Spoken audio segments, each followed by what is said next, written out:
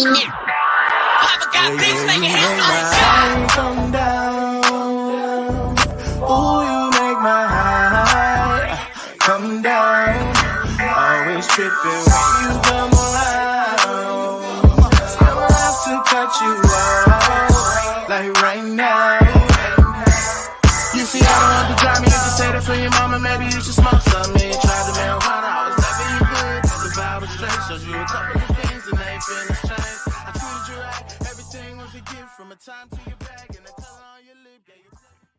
Welcome to a special edition of the Seahawks Man to Man podcast, a YouTube exclusive. My name is Michael Sean Dugard. You guys know you can follow me on whatever Elon Musk is calling that app these days. My at name has not changed. It's also bang right there under my finger. Welcome to our YouTube channel, Seahawks Man to Man. As you can see, is the name of the channel. Make sure you like, comment, rate, review, subscribe, whatever. Hit all the good buttons. That means a lot to us. Do the same thing on our Instagram and our TikTok. The handles are the same. Keep them consistent for you guys. Seahawks Man to Man and Seahawks Man, the number 2 man. Appreciate the love and support on here, on all those social medias, and on all the audio platforms where our podcast is available as well. Chris, go ahead and talk to him. What is going on, everybody? It's your boy Christopher Kidd. You can follow me on Blue Sky and Twitter at CKIDD206, and that's CKid206. All right, it's our last Standout Plays film segment of the regular season. See a cliffhanger there. The Seahawks made the playoffs, so there'll be more to come. But for now, we're going to look at some stuff that happened in the Niners game that clinched the number 1 seed. Kind of talk about what happened there, who played well, and maybe why that's important as well in the playoffs. We don't know who their opponent will be yet, but yeah, it doesn't matter.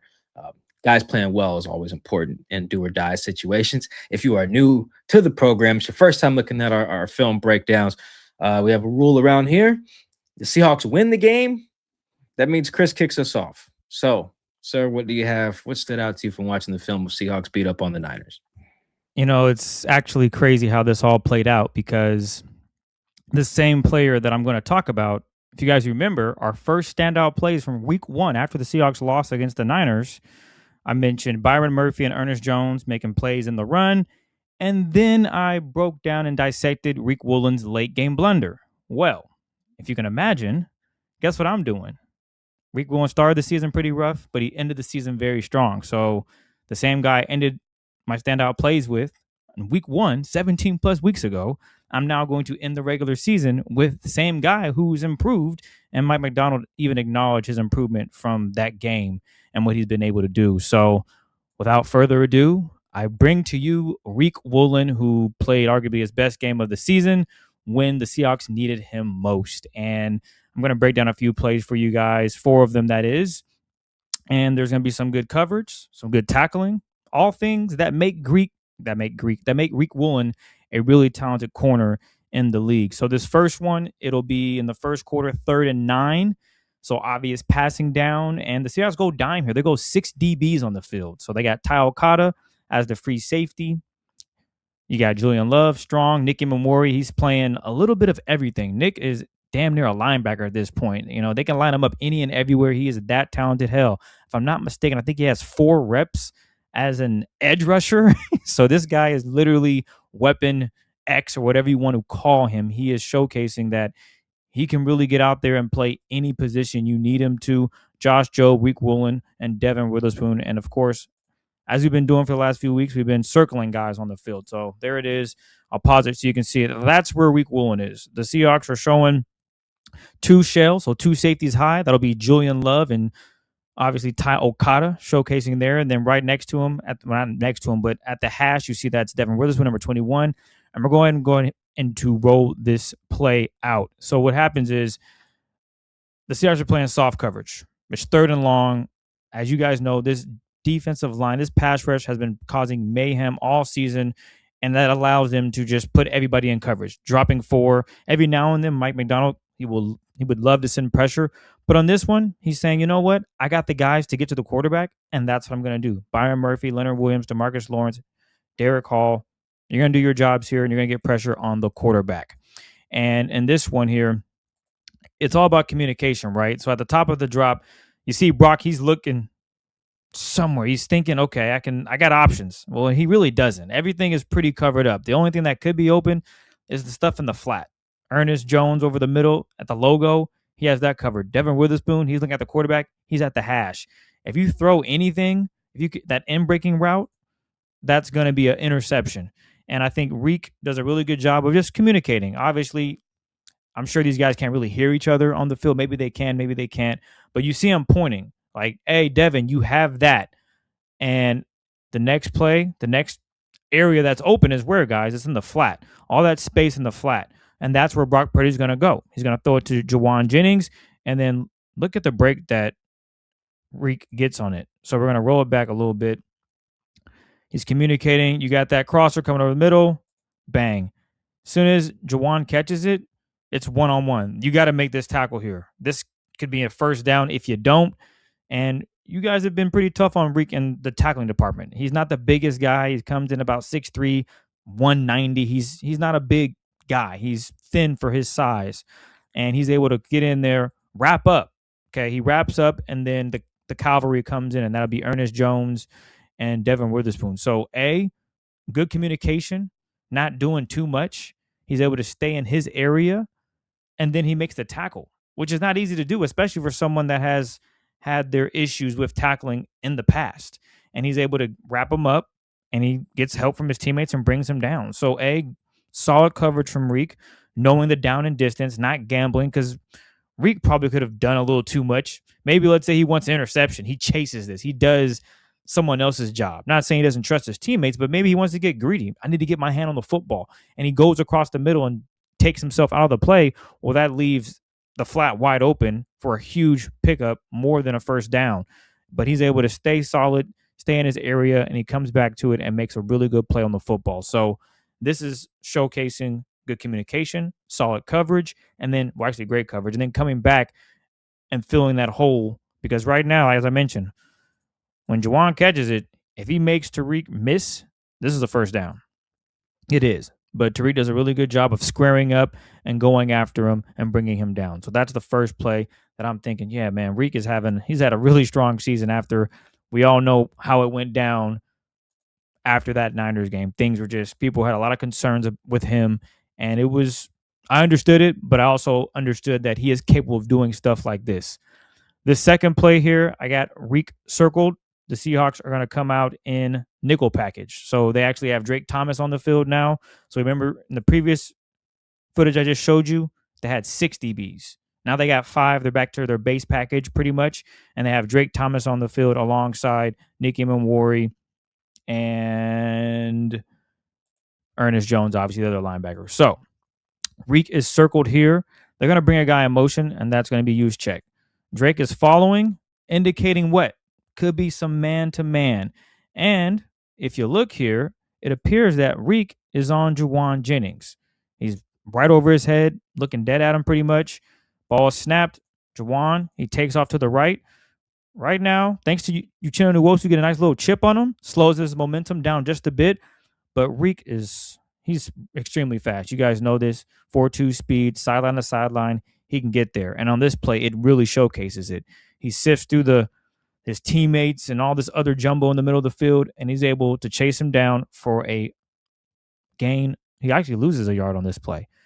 So this is a better angle at it when you can see from the end zone is just how quick. Right now, I mean, if this is anyone else, this is probably going to be a positive yard. It's going to be some positive yards here. But because Reek is so fast, look at the closing speed. Great wrap, great tackle.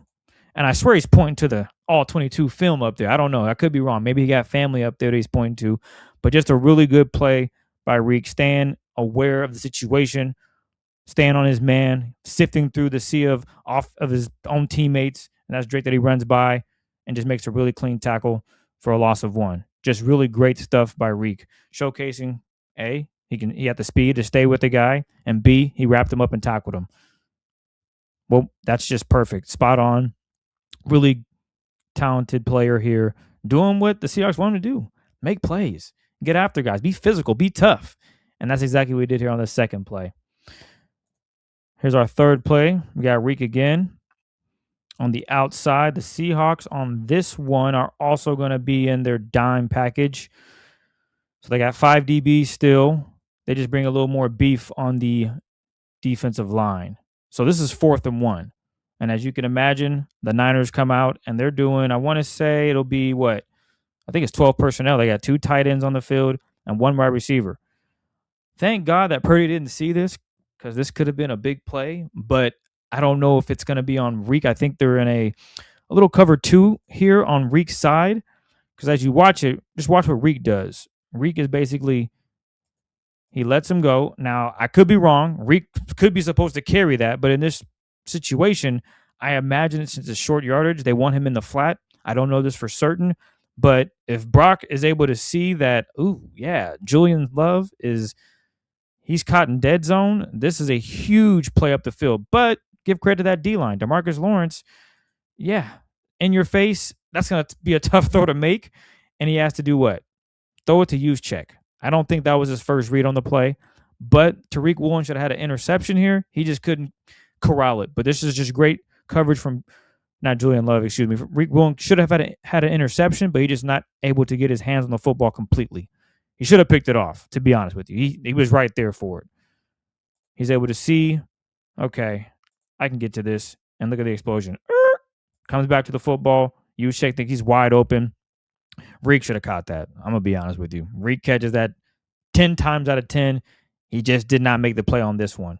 But good pressure from the Seahawks D-line. I believe that was also a hit from, who was that, 91 or 90? Couldn't really tell. But nonetheless, the first guy that gets him, oh, yeah, DeMarcus Lawrence. And then he gets cleaned up. I believe that is Byron Murphy. So just luckily that he didn't see it over the top on this play action, because let's see, if we roll it again, right now, he has him. If Reek is responsible for that, yeah, yikes.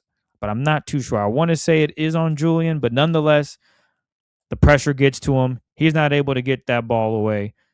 And guess what? Reek has a potential interception. So good on Reek there. You'd want him to pick that off, because that definitely would have been a pick 6 if he's able to get his hands on it and get up off the ground. The dude is, no one's catching him. Right there for it. He wants that back. I know he does. Oh, tough play. And you can even see, if you guys are watching the game, he puts his hands on his head. It's like, I knew I had that one. He did. That was for sure going to be a pick 6, which we haven't seen from Reek in a while. So maybe in the playoffs, you guys will get a pick 6 from Tariq Woolen. And this last play is towards the end of the game. It is, 3rd and 13. And this is just they're trying to give Reek a bunch of different things. They're showing him double moves. They're trying to just get him, and he doesn't fall for any of it. He knows where the sticks are. He believes in his speed. He doesn't panic. A lot of DBs in this scenario, when you get a double move on 3rd and long, you bite at it. You try to jump that first move, and Reek does a good job of staying on top of it. So as you can see, all the DBs are playing well off. Like they know where the sticks are. That's what they're playing. They're playing the sticks. And in this one, the Seahawks are back in. They got dime again. So it's going to be 6 DBs. Devin Witherspoon, Tariq Woolen, Josh Jobe, Nicky Emmanwori, Julian Love, and Ty Okada. And as you can see, 1, 2, 3, 4 of them are already at basically the first down marker. And then as you can see, the Seahawks got heavy rushers on the right side, on the left side of the offensive formation, overloading it. Maybe they're sending some pressure, and that's what they do. They send pressure towards that side, towards Purdy's left, and Nicky Emmanwori is able to get there on a stunt, deliver a big hit. But did you guys watch Reek on that? Let's go back and watch Reek. Just watch how he plays it. He doesn't fall for any of the double moves. He's staying on top of it, seeing the quarterback and his receiver, and he's able to get back to it. If that ball was thrown on time, Reek is going to make that play. I have no doubt in my mind that Reek's going to get a hand on it and get a stop for a 4th down, because the receiver has to come back to the football. Let's say the ball's thrown now. Like, Reek is on top of it. It's going to be a hell of a catch if he's able to bring this in. Not to mention, he had to go back a couple, 4 to 5, 3 to 3.5 yards to make this play. The ball skipped in the dirt because Nicky Emmanwori gets a good lick on Brock Purdy. So you're seeing Tariq Woolen just being confident with his mechanics, seeing ball, having visual of the receiver, and is able to get back to it. And again, good pressure from the D-line and Nicky Emmanwori, because if he is able to get it off, maybe they do get a big completion there, but I'm trusting Reek to get back and make the play and knock it away from the receiver here. So really good stuff from Tariq Woolen. Again, seeing ball, a little bit of, looks like it's cover 3 as everything unfolds So we'll look at Reek, look at the top of the screen at Josh Jobe, and you got a middle safety, which is Julian Love. And then your other, what is that? Devin Witherspoon and I want to say Ty Okada filling that hook zone. So really good coverage from the Seahawks. But again, showing love here to Reek, who's had, again, from week 1 all the way to the end of the season in week 18, just really good stuff from a guy that a lot of people were like, hey, it's time to move on from him, time to bench him. Well, you know how he responded, making plays like that and tackling. So huge love to Tariq Woolen for just stepping up, doing his thing, and hopefully that continues throughout the postseason for the Seahawks. Because if it does, that means teams are not scoring or moving the ball as much because Reek is that talented. Yeah, that's probably Reek's best. Yeah, I don't know about best game, but up there, probably top 3 game he had this year. Probably, I would say. Absolutely. Good discipline on the not getting a taunting call because he has 2 of them already. Standing over guys. He's like, you know what? I can celebrate somewhere else. We're gonna come back to that Nick play. Yeah, I don't know what Reek's celebration was. But yeah, we're gonna come back to that at 3rd and 13 because we gotta show the end zone angle of that. So yeah, I'm gonna talk about Nick real quick. I'm gonna just let some of these roll. I want to bring up why I'm showing Nick too because I really do think he is the cheat code that can get the Seahawks, to the Super Bowl. This defense is it's not a secret that he was obviously going to be a very important piece because we could see that like in camp a little bit. And then like Sherm kept saying like when he was hurt, he was like, man, Mike McDonald can't even like do what he want to really do yet because he don't got Nick Emmanwori in there. And I was like, damn, how much stuff is he about to really do with one guy, rookie? And then you can just kind of see it. And you guys probably have noticed, or you noticed if you tried to vote for the Pro Bowl that like Nick wasn't even listed on their site. Like couldn't even make it. So I was like, damn, that sucks. Because in my mind, he has a good argument for being like a Pro Bowl nickel this year. And then I think the All Pro team will probably come out either the day this pod releases or maybe the next day. It's gonna come out this weekend, as it usually does. And if I had a vote, I don't. But if I did, I'd be voting for Nick as the All Pro nickel, like at least first or second team. Like this guy is a baller. There's just he can just help neutralize, the strengths of another team, and that's what he did in this game. This game, the Niners, when they don't have Ricky Pearsall in particular, but even when they do, their 2 best skill players are Christian and George, Christian McCaffrey, George Kittle. Like, well, how do you combat that? Like having a shutdown corner doesn't help you there. Having like Derek Stingley or whatever, or like even the clips that Christian showed of Reek, he's guarding like Juwan Jennings, who's decent, guard guy like Demarcus Robinson or something. But that's when those aren't the guys they're really trying to highlight. They're trying to give him the ball here and there, but like highlight, it's these guys. So I want to talk about like Nick a little bit because I think he just completed a really elite regular season. He should have been a Pro Bowler at nickel. He should be All Pro at nickel. He should probably win Defensive Player of the Year. And last thing on this, the Defensive Player of the Year stuff, Chris, I don't think he's going to win. I've been telling people this week because they've been asking me. It's like he just don't have accounting stats. We talked about this in the last pod too. That Schlesinger dude in Cleveland has like 150 tackles or something like that. Oh, Defensive Rookie of the Year. Yep. Or what did I say? Defensive Player of the Year? Yeah. I knew that's what you meant. I just wanted. Yep. No, you're right. Thank you. Defensive Rookie of the Year. And then James Pierce in Atlanta has like 10.5 sacks, most by a rookie since Michael Parsons. Like Nick just don't have it. Nick has just very similar to Spoon, and I'll get to the plays now. You just got to watch him. You just got to watch all the different ways that they can deploy. And then you're like, oh, yeah, this guy's a baller. So this is the Derek Hall's sack. Do I have Nick circled here? I do. Yeah. So this is one of the few instances actually that Nick plays safety, and I love showing those. The ball doesn't even go his way. But this is a pressure, and they have a too high look out of it. Mike McDonald loves doing this. Like sending pressure, but not, sometimes you get guys send like pressure and then it's just man to man behind it, and then guys get cooked. Those are bad coordinators. Mike McDonald's a good coordinator. Chris just showed a pressure that we'll come back to where they drop into cover 3 out of it, by showing cover 0. Here they got a pressure, and let's watch Nick here. He's actually like playing like deep safety, in a too high look. Now this is a pressure. This is actually very similar to the pressure that CJ Stroud threw a pick on. I think, Chris, this might be Mike McDonald's new favorite pressure. No longer your double corner blitz. That's his favorite. I think this is his new favorite is like showing pressure, sending it from that kind of overload look, and then dropping into a zone with Ernest right in the middle. Which again, I think that's how CJ Stroud threw his pick. And Ernest has made another play out of this too. But like, I just want to watch Nick. Like Nick can do this. Like this is one of the weapons they really haven't used yet. You know, that's a speedy guy. I think that's DeMarcus Robinson he's on. And him and Spoon just have the front side of his play completely taken away. You got Spoon driving on the dig there, and you got Nick taking away whatever the hell DeMarcus or whoever it is wants to call that route. Nothing great, but like there's not that many guys. Like Nick doesn't do this that much, but it's like a weapon. It's a weapon that other teams just don't got in the playoffs. So and that's him on a receiver. So I showed him on a receiver. Shout out to D Hall getting the sack. This play next coming up is 1st and 10 in the second quarter. This is probably my favorite thing about watching Nick. So we have him highlighted here again. 1st and 10 to the far side of the field. That's is it use check? Juice check? Are we just calling him use check like with a Y? Yeah, it's use check. Yep. Okay, cool.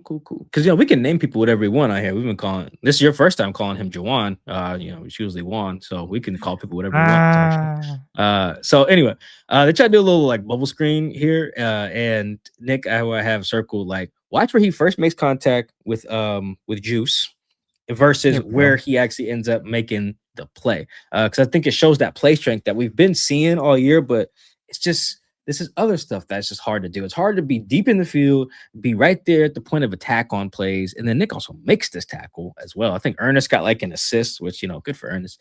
But like this is a Nick play.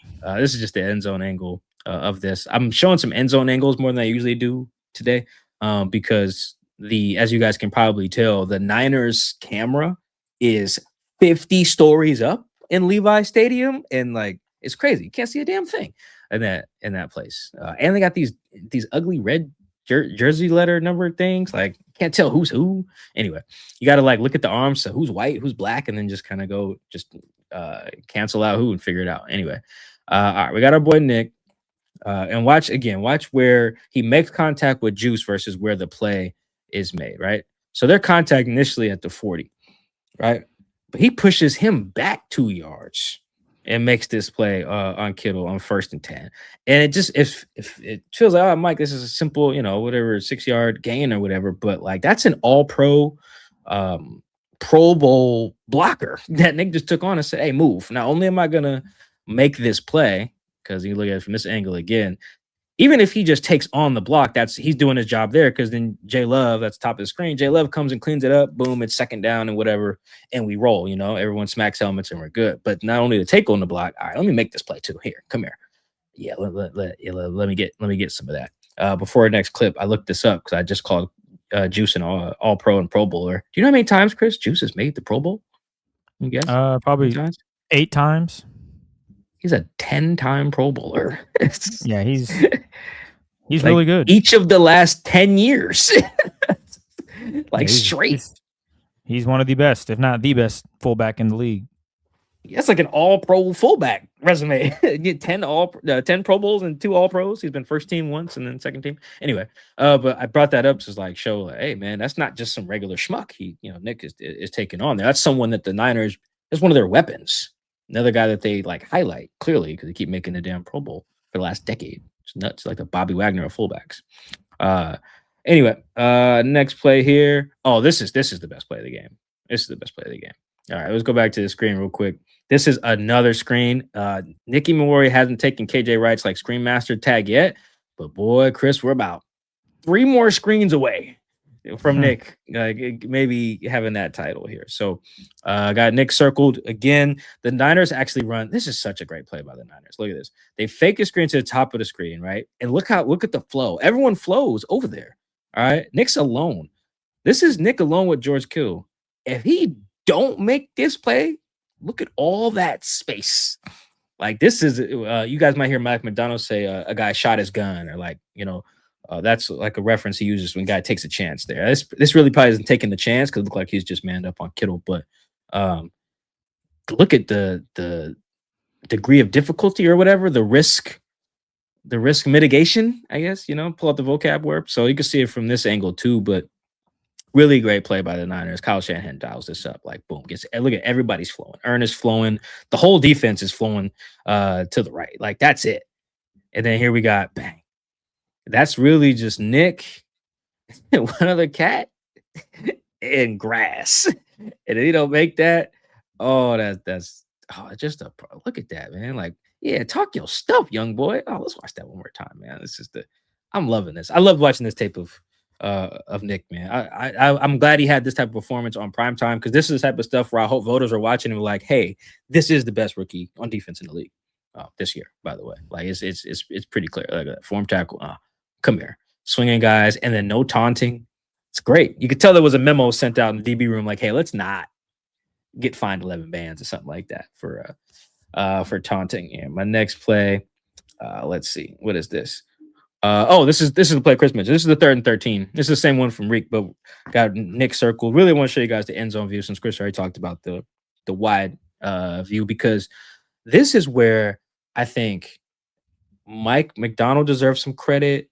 Aiden Durde, their defensive coordinator, Nick, obviously, but you remember, Chris, when like Jamal had a lot of sacks that one year and then was just nothing the next year. And it wasn't really that Jamal was doing anything worse. It really just felt like teams had a plan for 33 whenever he creeped towards the line. And the Seahawks just had no counter to that. It was just, all right, if he doesn't get a free rush, that's it. The Seahawks, Nick's a real pass rusher, not just a blitzer. And the difference here is you can see on this type of play, as Chris mentioned earlier from the wide view, he's part of the pass rush plan, not just like, all right, let's mess up the protection and so Nick gets a free run. No, he's part of the stunt here for, I believe, Leo on this play. Like, yeah, he's picking off the left guard, I believe that is, so Leo can get this shot. Now, what happens is Nick ends up getting the shot on him because of the coverage that Chris showed that Reek had, and that's a boom. That's a nice hit. That ball has no shot. But like, let's look at this again. This is the wide view. But this is the difference, I think, between just being like a blitzer versus like, okay, you're legitimately part of the pass rush plan. Like this takes, you got to go do the D-line drills on Thursdays and Wednesdays during practice to get this type of timing and rhythm down. And you got to have real play strength to be picking off linemen who are, 300 or whatever pounds. Now, it's not the pick doesn't necessarily free up Leo, but it does get, Nick a free shot, at the quarterback, which again, that's like real pass rushing to me versus like, okay, you just gotta bang. Those are good too, but those are different. Like Reek's not a pass rusher, but he does rush the passer. Nick, I think, is a legitimate pass rusher. Another reason why I think like he should be defensive rookie of the year. Again, you just don't got guys doing this stuff where they're legit pass rushers, they're linebackers, they're safeties, they're nickels, like, and are effective in literally all those roles, So last one, I think this is another pass rush play. Do I have Nick highlighted? I do. Yeah, I do here. All right. This play, this is 1st and 10. Now, this could be a low light depending on how you look at it because Nick don't get there. But this is another like pass rush situation. Nick gets in there 1st and 10. He forces Purdy to step up. Purdy actually scrambles for 11 yards. And this is actually a good play for the Niners. But then you can see kind of Nick jumping up and down there. That's in frustration. Now we can actually see why from this view. Again, I'm showing a lot of end zone views. Watch Nick here. It's obviously number 3 on the right. And also, Chris, I saw someone tweet. It was like, man, Nick's so good. I forgot he wearing Russ's number. That's fire. I was like, damn, you right. I forgot too. It's like, oh yeah, he's just number 3. Not that Russ, Russ is still him in terms of number 3 in Seahawks history, but I completely forgot that he's wearing Russell Wilson's number. Anyway, so watch Nick legitimately just has a one-on-one with their left tackle on this play. And watch him put the move on him. And the problem is he trips over the left guard, which is why he doesn't end up getting a sack here, which is why he's so upset after the play. But again, this is a great move here to make this happen. Nick knows it too. He's like, I done messed up. Yeah, like, oh, let's watch that again. It's like, it's not fully like Myles Garrett stuff, but this is good work here. It's like, all right, this is a one-on-one. Like, you got to have moves here. You can't just do nothing. It's not a free rush here. You need to be a pass rusher, and both him and D-Law, who's to his right, they beat their guy. Their guys are beat. Like, he's beat, and then watch D-Law at the top. Tight ends be bad. And then credit to Purdy. This is a Purdy highlight and a Nick highlight at the same time. But like I just like this here. Like when you gotta work on this stuff. You can't just like Nick wasn't doing a ton of this in college. We don't watch this tape. He has it. So to come in as a rookie, and we can trust you. Like, all right, cool. It's you versus their left tackle. Granted, this is their backup left tackle and not Trent, but whatever. You can only rush against who they put you against, right? So, and then trips up. He should have had a sack. But I thought great stuff from Nick, just showing the versatility. Like, I'm just gonna let this run. I talk real quick again, but Chris, it was really fun watching Nick all year, and it does feel like Mike is gonna. We can rely on Mike McDonald to put this guy in the positions to make plays because he can blow up screens. He can cover deep. He can cover like the little intermediate areas too. I didn't include any of those because it was already too long of a cut up. But I mean, he was covering Kittle in this game. He was covering McCaffrey on those little angle routes that he loves. You know that McCaffrey loves. That is, he was blowing up screen plays. Again, like this play, this is incredible. He misses this, and this is a massive game. And instead, it's a loss of 6 or whatever it was. There's just not that many guys in here doing all this stuff. And the scary thing is, the Seahawks have 2 guys like this, the other one being Spoon. But the pass rush stuff is where I think it's a little different, where Spoon does just get like free runs at the quarterback and makes the most of those, or the rare times he does get them since his rookie year. Whereas Nick, again, is making like he's part of a real pass rush plan. Like, boom, here you pick the guard, boom, let's get a free run. Oh, and then you still go get a QB hit on 3rd and 13. Like here, it's like, all right, cool. We're gonna see if they slide the protection. We'll get you one-on-one with their left tackle. That's your DB saying we're gonna get you one-on-one with the left tackle. Go win, boom, win. Just amazing stuff in this game. It wasn't like statistically his best game or whatever. Didn't have a bunch of like PBUs and stuff. I wish he didn't trip on that play, but. The trip does look. I see why he's so upset because he knows, like, man, I beat their tackle. I should go get a sack. But in the playoffs, like, look at the teams they're gonna play, and Nick has the ability to help neutralize, except for the Rams. Maybe unless you want to count like not Tyler Higbee. Yeah, Higbee's back for them. Parkinson, Kyron Williams, their running backs and tight ends. Mainly their problem is Puka, but everyone else, they got like running backs and tight ends. That you want to try to neutralize, and Nick's going to do that. And he's going to do that. He's going to be ready in the playoffs. I'm super excited. But yeah, he should be all pro. Nick Emmanwori should be all pro. At least like second team nickel. Like, honestly, Chris, we could make an argument for Spoon first team, Nick second team. Like we really could, because I don't think Kyle Hamilton's listed as a nickel for this. I think he's a safety. So safety. That helps. Yeah. So you're really looking at like Derwin James, like Trent McDuffie, I think was first team last year. So there's other good guys in there, but my money, yeah, man, give me the new number 3. So yeah, he should have been Pro Bowl. It's a shame he couldn't be. He should be all pro. Hopefully the voters realize that when the list comes out this weekend, and he should be defensive rookie of the year. It's just not guys who are as dynamic as Nick. The stats don't show it, and that's probably the last reason I wanted to show those plays. Chris, I think I showed 2 tackles in that clip. That's it. So in that game, it's like, all right, well, hey, what do you mean? You had a couple tackles, hooray. Well, no, it was affecting the game, but you gotta watch it to see that. Whereas it's easier to just watch, go look at the Browns, like, all right, their inside linebacker had 150 tackles. Well, great. I played 1,000 snaps. You should have 150 tackles. James Pierce, the Falcons stink. You're their best pass rusher because they haven't had one since the 80s. So yeah, you have 10 sacks. It's a good year, but yeah, I think Nick's tape speaks for itself. Well, I guess I'm speaking for him now, but yeah, so that's why I chose Nick. I needed to, man, because Nick pops his stuff, but he can't pop it too much. So I'll push that agenda. Yeah, like he definitely pops his stuff for sure, but yeah, he's just a special player. I think he landed in the perfect spot, either here, Philly, or Baltimore. I think would have been the ideal places. Everyone else, I don't think would have really unlocked him like Mike McDonald has been able to do. So shout out to Nick. Also shout out to Tariq. And yeah, Seahawks, because they're going to have, if their DBs play well, teams are going to have a hard time moving the ball in them and scoring points. It's going to be very tough. 1,000%. And the Seahawks got to bye this week, and what is it, Monday, they'll start getting prepared to figure out who they're going to play. Well, they'll probably know Sunday night, low key. So it'll be They could fun know to ramp Saturday up. night. Actually, if the Packers win, That is they true. My would know bad. they're Yeah. playing the Packers. Yeah. So I don't Yep. know. So my Should we bad. go So over yeah, some scenarios? Do you think that's worth it? I don't know if people care, but Nah, we gonna this is standout plays. We gonna leave okay. that other stuff because we could easily just do a 20-minute show, find out who they play if we wanted to. We can No, do we don't whatever gotta we do all want. that. Yeah. Just know that if the Packers win, they play the Packers. That is the simplest scenario there. If the Packers win, they play the Packers. Next week at Lumen Field. So that's the simplest one. Everything else up for grabs if the Bears win. Well, there you have it. It's been another episode of Seahawks Man to Man Standout Plays, bonus edition for YouTube only. We appreciate all the love and support. Mike has some updates regarding his book. Mike, would you go ahead and share? Yeah, so Amazon's out of hardcover copies. I am not. I have just got another new shipment in of hardcovers from the publisher. They sent me those. I'm shipping them out. A shipment is going out today, Friday. One just went out Wednesday. So I try to make sure I got like at least 5 or 6 books in the shipment.